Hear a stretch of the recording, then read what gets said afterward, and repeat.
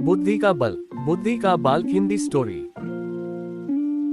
विश्व के महानतम दार्शनिकों में से एक सुकरात एक बार अपने शिष्यों के साथ बैठे कुछ चर्चा कर रहे थे। तभी वहां एक ज्योतिषी आ पहुंचा।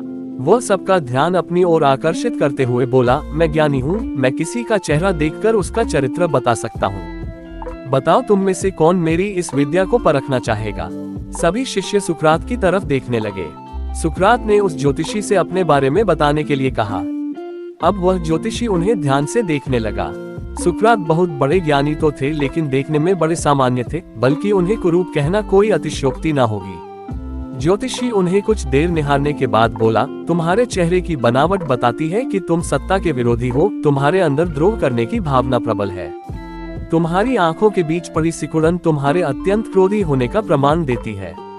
ज्योतिषी ने अभी इतना ही कहा था कि वहां बैठे शिष्य अपने गुरु के बारे में ये बातें सुनकर गुस्से में आ गए और उस ज्योतिषी को तुरंत वहां से जाने के लिए कहा।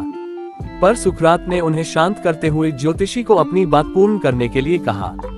ज्योतिषी बोला, तुम्हारे बेडौल सिर और माथे से पता चलता है कि तुम लालची हो, और तुम्हारी ठुड्डी की बनावट तुम्हारे सनकी होने के तरफ इशारा करती है। इतना सुनकर शिष्य और भी क्रोधित हो गए, पर इसके उलट सुकरात प्रसन्न हो गए और ज्योतिषी को इनाम देकर विदा किया। शिष्य सुकरात के इस व्यवहार से आश्चर्य में पड़ गए और उनसे पूछा, गुरुजी, आपने उस ज्योतिषी को इनाम क्यों दिया, जबकि उसने जो कुछ भी कहा वो सब गलत है। नहीं पुत्रो, ज्योतिषी ने जो कुछ भी कहा वो सब सच है। उसके बताए सारे दोष मुझ में हैं। मुझे लालच है, क्रोध है, और उसने जो कुछ भी कहा वो सब है। पर वह एक बहुत जरूरी बात बताना भूल गया।